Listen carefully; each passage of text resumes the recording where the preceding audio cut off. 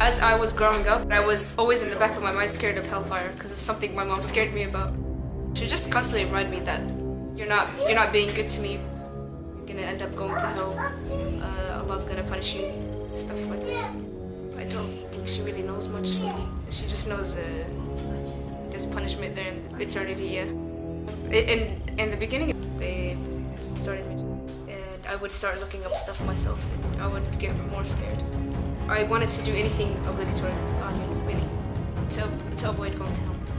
I liked my religion. My mom was only happy with me, really, if I got deep into the religion.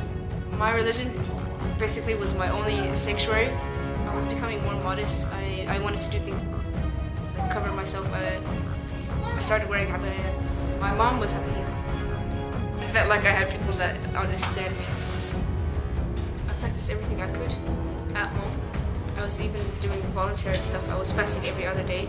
That's the highest form of fasting. I was doing everything I could, avoiding everything that was forbidden. We would hear that there was a caliphate, but then we saw on the news there actually was, you know? So we're like, whoa, okay, so it is true. They were interpreting things, giving out quotes and verses and stuff. Verses that if you do read them, they're very black and white. Especially about the immigration, that it's obligatory on you to immigrate to an Islamic state. And if you don't, you're doomed basically to hellfire. And this is what scared me the most. For me, I would look at it myself from my own eyes in the text. So I think really I can't avoid this. I can't avoid it. If I avoid it purposely, while I do have the knowledge, like what's gonna happen to me, I was scared again. And I do remember actually asking people with more knowledge than me, is it allowed for me to go as a woman alone? Because in our religion, we're not allowed to travel alone. And they would say yes. And I would ask them, is it obligatory on me? And they would say yes as well. So that's what scared me. I looked up at these people thinking they'd have more knowledge. Someone out of the group, I think it was a woman that came out of the Twitter group basically, that did come to Syria first. And she said, I think she said that women are allowed to come. And women have to come. When I heard that, I thought I didn't have a choice. From then I made the decision to. I came because I thought it was an obligation on me, basically, to come to an Islamic state. Probably fulfill these conditions as being a caliphate, and it's going to serve the people according to Islamic tradition and live in a manner where we can practice our religion freely. We found hell on earth, basically. That's the way we describe it now. Yeah.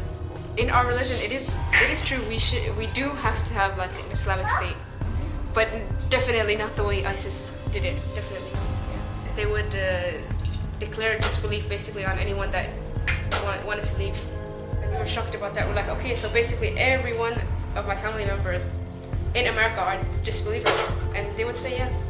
We hear the people that got killed. We heard this Turkish guy got executed for wanting to leave. It was like a cult, really. It was very scary to speak against him. No one like dared to speak against him. It's like if this person speaks, the next few weeks you're gonna end up in prison. Either disappear, get killed, not come out in a few years, maybe. Felt like a dictatorship, really. I remember even getting in trouble just for sitting in the street, just crossing my legs like this. One guy just came to me and said, uncross your legs. I was like, why? He's like, you're not allowed to cross your legs. Yeah, and you can't say anything back. He's like, police. You don't want to say anything back because it's like, okay, I'm gonna end up in jail, or so you just slowly like put your leg back. They would want to treat weak people with aggression, and they want to treat the people in power and the ones that are more wealthy with a pass. And that in itself is not Islamic at all. You treat everyone the same.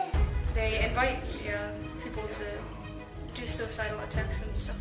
And this is what they believe, despite knowing that killing yourself actually is one of the major sins. It's like someone feels like, okay, I can just go and do this attack and I will end up straight in paradise. And I have no question about it because I'm giving my whole life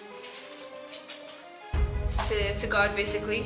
And this is the highest form of jihad. Suicide is a major sin. Islamically, you can't go attack random people and say it's your ticket to paradise. Who knows who's in that group of people that you just killed? Children, people that are not involved in anything that has to do with your enemy, which is what war is about. You know, two enemies fighting each other is understandable, but when you go out in public and do an attack and you kill innocent children and women and even men, you know, every life that you take, you're going to be asked for it. By God, what are you going to say to justify the kids that you've killed? In those attacks as well, could even be your own relatives. You hear rumors like the leaders in Turkey were like, what the heck? Why would he be in Turkey if he called everyone to the Islamic State, you know? What kind of ruler is ruling his people outside of his country? And then we'd hear rumors that he's not there. We'd hear rumors he was sick, basically that he was not in power at all. We didn't really know what to expect. We're like, was this guy even legit? Like, did he just record himself once and then just disappear? We don't know. I can't figure out their motive. What was the point of all this? I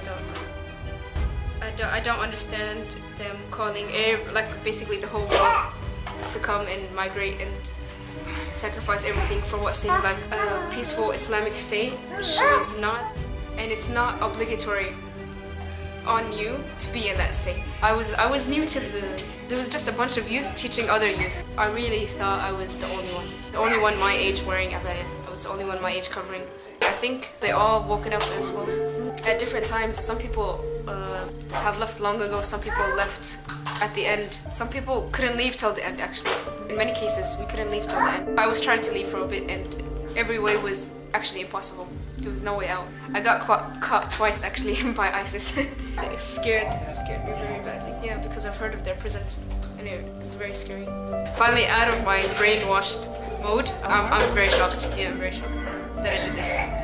I know maybe if I spoke to someone in person about it, they'd be against it, but I didn't dare do that, actually.